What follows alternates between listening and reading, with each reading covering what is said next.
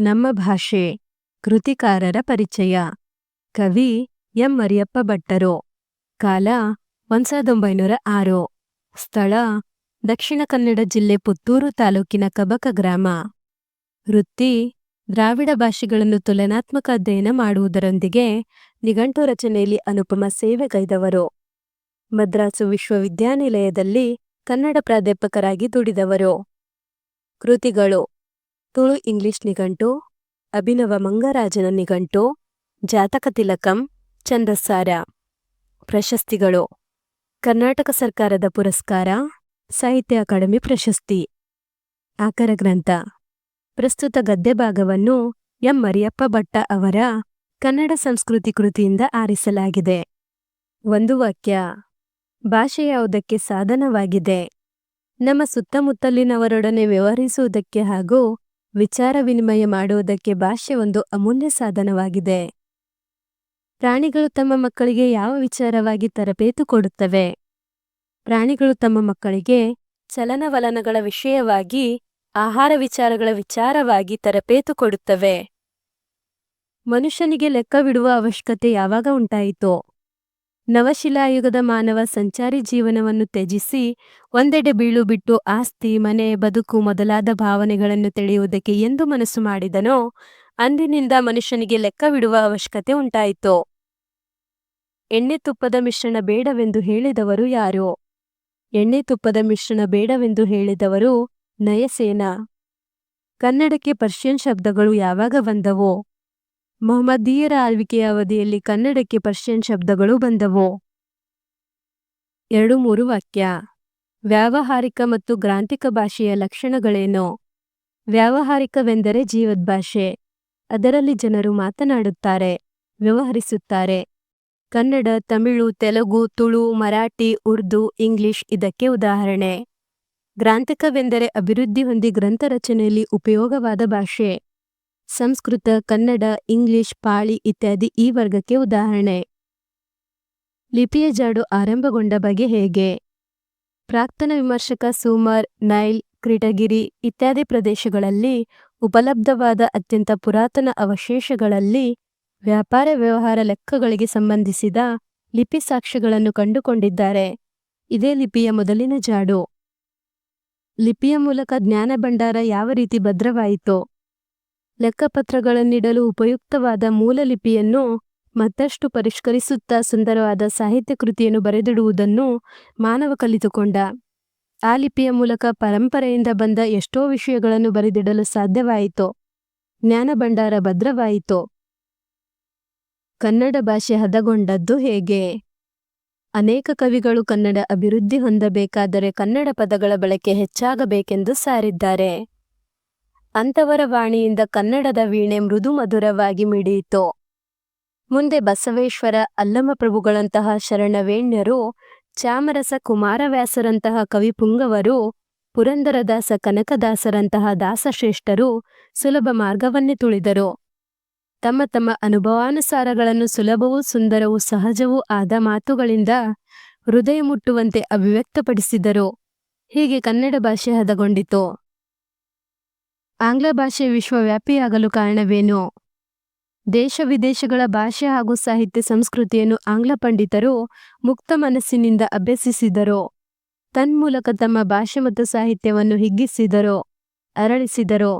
ಎಲ್ಲಕ್ಕೂ ಮೇಲಾಗಿ ಮಹಾಮೇಧಾವಿಗಳು ತಮ್ಮ ಆಸೆ, ಆಕಾಂಕ್ಷೆ, ವಿಚಾರ ಮುಂತಾದವುಗಳನ್ನು ಆ ಭಾಷೆಯ ಮುಖಾಂತರವೇ ಹೇಳಬೇಕೆಂಬ ಉಜ್ವಲ ಅಭಿಮಾನವುಳ್ಳವರಾಗಿದ್ದರು. ಆಂಗ್ಲ ವಿಜ್ಞಾನಿಗಳು, ರಾಜಕಾರಣಿಗಳು, ಅರ್ಥಶಾಸ್ತ್ರಜ್ಞರು ಹೀಗೆ ಎಲ್ಲರೂ ತಮ್ಮ ಭಾಷೆಯನ್ನೇ ಬಳಸುವುದರ ಪರಿಣಾಮವಾಗಿ ಆ ಭಾಷೆ ಬೆಳೆದು ಇಂದು ಪ್ರಪಂಚದ ದೊಡ್ಡ ಭಾಷೆಗಳಲ್ಲಿ ಒಂದಾಗಿ ವಿಶ್ವವ್ಯಾಪಿಯಾಗಲು ಕಾರಣವಾಯಿತು. 8-10 ವಾಕ್ಯ. ಭಾಷೆ ಸತ್ವಪೂರ್ಣವಾಗಿ ವಿಕಾಸಗೊಳ್ಳುವುದು ಯಾವಾಗ? ಒಂದು ಭಾಷೆ ಸತ್ವಪೂರ್ಣವಾಗಬೇಕಾದರೆ ಅದನ್ನಾಡುವ ಜನ ಅಭಿಮಾನದವರು, ಬುದ್ಧಿಶಾಲಿಗಳು, ಪ್ರಯೋಗಶೀಲರು ಆಗಿರಬೇಕು. 4-5 ಶತಮಾನಗಳ ಹಿಂದೆ ಆಂಗ್ಲ ಭಾಷೆ ಯುರೋಪಿನ ಸಾಮಾನ್ಯ ಭಾಷೆಗಳಲ್ಲಿ ಒಂದಾಗಿತ್ತು. ಆಂಗ್ಲ ಜನತೆ ಸಾಹಸಜೀವಿಯಾಯಿತು, ಬುದ್ಧಿಶಾಲಿಯಾಯಿತು. ಸೂರ್ಯನು ಎಂದೂ ಮುಳುಗನೆನ್ನುವಂತಹ ವಿಸ್ತಾರವಾದ ಸಾಮ್ರಾಜ್ಯವನ್ನು ಸ್ಥಾಪಿಸಿತು. ದೇಶ ವಿದೇಶಗಳ ಭಾಷೆ ಹಾಗೂ ಸಾಹಿತ್ಯ ಸಂಸ್ಕೃತಿಯನ್ನು ಆಂಗ್ಲ ಪಂಡಿತರು ಮುಕ್ತ ಮನಸ್ಸಿನಿಂದ ಅಭ್ಯಸಿಸಿದರು. ತನ್ಮೂಲಕ ತಮ್ಮ ಭಾಷೆ ಮತ್ತು ಸಾಹಿತ್ಯವನ್ನು ಹಿಗ್ಗಿಸಿದರೋ ಅರಳಿಸಿದರೋ. ಎಲ್ಲಕ್ಕೂ ಮೇಲಾಗಿ ಮಹಾಮೇಧಾವಿಗಳು ತಮ್ಮ ಆಸೆ, ಆಕಾಂಕ್ಷೆ, ವಿಚಾರ ಮುಂತಾದವುಗಳನ್ನೆಲ್ಲ ಆ ಭಾಷೆಯ ಮುಖಾಂತರವಾಗಿಯೇ ಹೇಳಬೇಕೆಂಬ ಉಜ್ವಲ ಅಭಿಮಾನವುಳ್ಳವರಾಗಿದ್ದರು. ಆಂಗ್ಲ ವಿಜ್ಞಾನಿಗಳು, ರಾಜಕಾರಣಿಗಳು, ಅರ್ಥಶಾಸ್ತ್ರಜ್ಞರು ಹೀಗೆ ಎಲ್ಲರೂ ತಮ್ಮ ಭಾಷೆಯನ್ನೇ ಬಳಸಿದರ ಪರಿಣಾಮವಾಗಿ ಆ ಭಾಷೆ ಬೆಳೆದು ಇಂದು ಪ್ರಪಂಚದ ದೊಡ್ಡ ಭಾಷೆಗಳಲ್ಲಿ ಒಂದಾಗಿದೆ. ಇದಕ್ಕೆಲ್ಲ ಆಂಗ್ಲ ಜನರ ಸಂಕಲ್ಪ, ಕೃಷಿ ಕಾರಣವೆಂದು ಬೇರೆ ಹೇಳಬೇಕಾಗಿಲ್ಲ. ಈ ರೀತಿಯಾಗಿ ಭಾಷೆ ಸತ್ವಪೂರ್ಣವಾಗಿ ವಿಕಾಸಗೊಳ್ಳುತ್ತದೆ. ಕನ್ನಡ ಭಾಷೆ ಸಮೃದ್ಧವಾಗಿ ರೂಪುಗೊಂಡ ಬಗೆ ಹೇಗೆ ವಿವರಿಸಿ. ಅನೇಕ ಕವಿಗಳು ಕನ್ನಡ ಅಭಿವೃದ್ಧಿ ಹೊಂದಬೇಕಾದರೆ ಕನ್ನಡ ಪದಗಳ ಬಳಕೆ ಹೆಚ್ಚಾಗಬೇಕೆಂದು ಸಾರಿದ್ದಾರೆ. ಅಂಥವರ ವಾಣಿಯಿಂದ ಕನ್ನಡದ ವೀಣೆ ಮೃದು ಮಧುರವಾಗಿ ಮಿಡಿಯಿತು.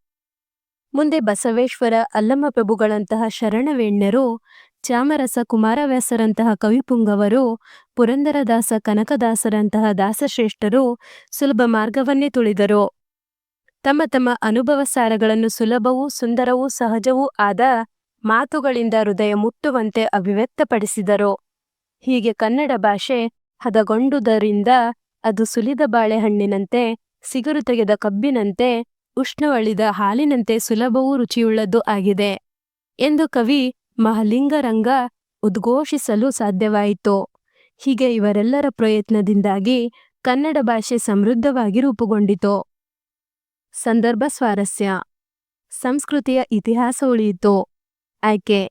ಈ ಮೇಲಿನ ವಾಕ್ಯವನ್ನು ಎಂ ಮರಿಯಪ್ಪ ಭಟ್ಟ ಅವರ ಕನ್ನಡ ಸಂಸ್ಕೃತಿ ಕೃತಿಯಿಂದ ಆಯ್ದ ನಮ್ಮ ಭಾಷೆ ಎಂಬ ಪಾಠದಿಂದ ಆರಿಸಲಾಗಿದೆ. ಸಂದರ್ಭ.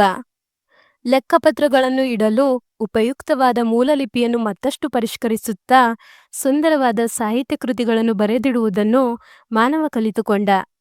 ಆ ಲಿಪಿಯ ಮೂಲಕ ಪರಂಪರೆಯಿಂದ ಬಂದ ಎಷ್ಟೋ ವಿಷಯಗಳನ್ನು ಬರೆದಿಡಲು ಸಾಧ್ಯವಾಯಿತು. ಜ್ಞಾನ ಭಂಡಾರ ಹೀಗೆ ಭದ್ರವಾಯಿತು. ಸಂಸ್ಕೃತಿಯ ಇತಿಹಾಸ ಉಳಿಯಿತು ಎಂದು ಹೇಳುವ ಸಂದರ್ಭವಾಗಿದೆ. ಸ್ವಾರಸ್ಯ.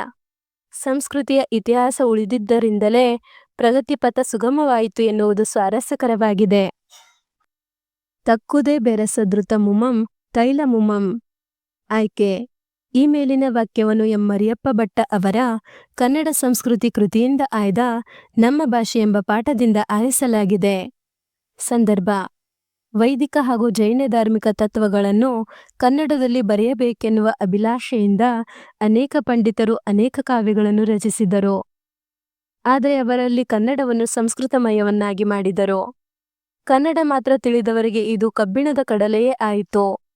ಅವರ ಉದ್ದುದ್ದ ವಾಕ್ಯಗಳಲ್ಲಿ ಎಲ್ಲ ಸಂಸ್ಕೃತ ಶಬ್ದಗಳೇ. ಈ ಪರಿಸ್ಥಿತಿಯನ್ನು ಗಮನಿಸಿದ ನಯಸೇನ ಕವಿಯು ಈ ಮೇಲಿನ ವಾಕ್ಯವನ್ನು ಹಲಬುತ್ತಾನೆ. ಸ್ವಾರಸ್ಯ. ಮೇಲಿನ ಸಾಲಿನ ಮೂಲಕ ಕನ್ನಡಕ್ಕಾದ ಹೀನಾಹೀನ ಪರಿಸ್ಥಿತಿಯನ್ನು ಕಾಣಬಹುದು. ಸಿಗುರು ತೆಗೆದ ಕಬ್ಬಿನಂತೆ, ಉಷ್ಣ ಅಳಿದ ಹಾಲಿನಂತೆ. ಆಯ್ಕೆ. ಈ ಮೇಲಿನ ವಾಕ್ಯವನ್ನು ಎಂ ಮರಿಯಪ್ಪ ಭಟ್ಟ ಅವರ ಕನ್ನಡ ಸಂಸ್ಕೃತಿ ಕೃತಿಯಿಂದ ಆಯ್ದ ನಮ್ಮ ಭಾಷೆ ಎಂಬ ಪಾಠದಿಂದ ಆರಿಸಲಾಗಿದೆ. ಸಂದರ್ಭ. ಎಷ್ಟೋ ಕವಿಗಳು ತಮ್ಮ ತಮ್ಮ ಅನುಭವಾನುಸಾರಗಳನ್ನು ಸುಲಭವೂ ಸುಂದರವೂ ಸಹಜವೂ ಆದ ಮಾತುಗಳಿಂದ ಹೃದಯ ಮುಟ್ಟುವಂತೆ ಅಭಿವ್ಯಕ್ತಪಡಿಸಿದರು. ಹೀಗೆ ಕನ್ನಡ ಭಾಷೆ ಹದಗೊಂಡುದರಿಂದ ಅದು ಸುಲಿದ ಬಾಳೆಹಣ್ಣಿನಂತೆ, ಸಿಗುರು ತೆಗೆದ ಕಬ್ಬಿನಂತೆ, ಉಷ್ಣ ಅಳಿದ ಹಾಲಿನಂತೆ ಸುಲಭವೂ ರುಚಿಯುಳ್ಳದ್ದು ಆಗಿದೆ ಎಂದು ಕವಿ ಮಹಾಲಿಂಗರಂಗ ಉದ್ಘೋಷಿಸಲು ಸಾಧ್ಯವಾಯಿತು ಎಂದು ಹೇಳುತ್ತಾ ಲೇಖಕರು ಈ ಮಾತನ್ನು ನೆನಪಿಸುತ್ತಾರೆ. ಸ್ವಾರಸ್ಯ. ಕನ್ನಡ ಭಾಷೆಯ ವಿಶೇಷತೆಯು ಸ್ವಾರಸ್ಯಕರವಾಗಿದೆ. ಒಬ್ಬ ತಾಯಿಯ ಗಾನದ ಶ್ರುತಿಯಂತೆ. ಆಯ್ಕೆ.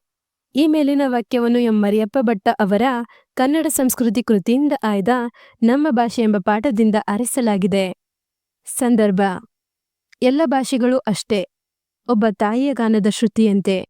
ಎಲ್ಲಕ್ಕೂ ಅಷ್ಟೇ ಸ್ಥಾನವಿದೆ. ಇದನ್ನರಿತು ಭಾರತೀಯರಾದ ನಾವು ನೆರೆಹೊರೆಯ ಭಾಷೆಗಳನ್ನು ದ್ವೇಷಿಸದೆ ನಮ್ಮ ನಮ್ಮ ಭಾಷೆಗಳನ್ನು ಗೌರವಿಸಿ ಪ್ರೀತಿಸಿ ಅಭಿವೃದ್ಧಿಗೊಳಿಸಿದರೆ ದೇಶದ ಸಂಸ್ಕೃತಿ ಮುಂದುವರಿಯುತ್ತದೆ ಎಂಬ ಸಂದರ್ಭದಲ್ಲಿ ಈ ಮಾತು ಬಂದಿದೆ. ಸ್ವಾರಸ್ಯ. ಎಲ್ಲ ಭಾಷೆಗಳನ್ನು ಗೌರವಿಸಬೇಕೆಂಬುದು ಸ್ವಾರಸ್ಯಕರವಾಗಿದೆ. ಬಿಟ್ಟ ಸ್ಥಳ. ಭಾಷೆ ಇದ್ದು ಅದರ ಪೀಯೂಷ ಕುಡಿದು ಅರಗಿಸಿಕೊಳ್ಳದ ವ್ಯಕ್ತಿ ಜಂತುವೇ ಸರಿ. ಕನ್ನಡಕ್ಕೆ ಬಹಳ ಪ್ರಾಚೀನ ಕಾಲದಿಂದಲೂ ಸಂಸ್ಕೃತದ ಪೋಷಣೆ ದೊರೆಯುತ್ತಾ ಬಂದಿದೆ. ಕನ್ನಡ ಗ್ರಾಂಥಿಕ ಭಾಷಾವರ್ಗಕ್ಕೆ ಸೇರಿದೆ. ಇಂಗ್ಲಿಷ್ ಶಬ್ದಗಳು ಕನ್ನಡದ ಉಡುಪನ್ನು ಧರಿಸಿ ಒಳಗೆ ಬಂದು ಬಿಟ್ಟಿವೆ. ನಮ್ಮ ಭಾಷೆ ಗದ್ಯ ಭಾಗದ ಆಕರ ಗ್ರಂಥ ಕನ್ನಡ ಸಂಸ್ಕೃತಿ. ಹೊಂದಿಸಿ ಬರೆ. ವ್ಯಾವಹಾರಿಕ ಚಾಕ್ಷುಷ. ದಾಸರು ಕೀರ್ತನೆಗಳು. ದಿವಾನ ಅನ್ಯದೇಶ. ಗ್ರಾಂಥಿಕ ರೂಪ ತದ್ಭವ ರೂಪ. ಶಿವಶರಣರು ವಚನಗಳು. ಸಂತವಾಕ್ಯ. ವಿಚಾರ ವಿನಿಮಯ. ನಾವು ವಿಚಾರ ವಿನಿಮಯ ಮಾಡಿ ಅನೇಕ ವಿಷಯಗಳನ್ನು ತಿಳಿದುಕೊಳ್ಳಬಹುದು. ಸಂಶೋಧಕ. APJ ಅಬ್ದುಲ್ ಕಲಾಂ ಅವರು ಒಬ್ಬ ಅದ್ಭುತ ಸಂಶೋಧಕ. ಪರಿಷ್ಕರಿಸು. ಆಗಾಗ ಪಠ್ಯಪುಸ್ತಕಗಳನ್ನು ಪರಿಷ್ಕರಿಸುತ್ತಾರೆ. ಪ್ರಗತಿಪಥ. ನಮ್ಮ ದೇಶ ಪ್ರಗತಿಪಥದತ್ತ ಸಾಗುತ್ತಿದೆ. ಕನ್ನಡ ರೂಪಗಳ ಮೂಲರೂಪ. ಹೋಟ್ಲು ಹೋಟೆಲು, ಇಸ್ಕೂಲು ಶಾಲೆ, ಆಫೀಸು ಕಚೇರಿ, ಲೈಟು ವಿದ್ಯುತ್ ದೀಪ, ಹಾಸ್ಪಿಟಲು ಆಸ್ಪತ್ರೆ. ವಿಜಾತಿ ಸಂಯುಕ್ತಾಕ್ಷರಗಳನ್ನ ಇಲ್ಲಿ ಆರಿಸಿ ಬರಿಬೇಕು. ಕಾರ್ಯ, ಶಸ್ತ್ರ, ಸ್ಫೋಟಿಸು, ಅದ್ಭುತ, ಡಾಕ್ಟರ್, ಬಟ್ಟೆ ಇವು ವಿಜಾತಿ ಸಂಯುಕ್ತಾಕ್ಷರಗಳು. ಅವರ್ಗೀಯ ವ್ಯಂಜನಾಕ್ಷರಗಳನ್ನು ಆರಿಸಿ ಬರೆಯಿರಿ. ಇಲ್ಲಿ ಒಂದೊಂದು ಶಬ್ದದಲ್ಲಿ ಯಾವ್ದ್ಯಾವ್ದು ಅವರ್ಗೀಯ ವ್ಯಂಜನ ಅದನ್ನಷ್ಟೇ ಆರಿಸಿ ಬರೀಬೇಕು. ಸಮನಾಗಿ ಸ, ದೇಶ ಶ, ರೋದನ ರೋ, ಬಳಿಕ ಳಿ, ನೆಲ ಲ, ಮದುವೆ ವೇ, ಮಾನುಷಿ ಶಿ, ಹೊತ್ತು ಹೋ, ಒಳಗೆ ಳ. ಕೊಟ್ಟಿರುವ ಪದಗಳಲ್ಲಿನ ಧ್ವನಿ ವ್ಯತ್ಯಾಸಗಳೊಂದಿಗೆ ಆಗುವ ಅರ್ಥ ವ್ಯತ್ಯಾಸ ಅರಿಯಿರಿ. ಇಲ್ಲಿ ಪ್ರಧಾನ ಪ್ರಧಾನ. ಪ್ರಧಾನ ಅಂದ್ರೆ ಕೊಡುವುದು, ಪ್ರಧಾನ ಅಂದ್ರೆ ಮುಖ್ಯವಾದುದು. ಮಧ್ಯ ಮಧ್ಯ.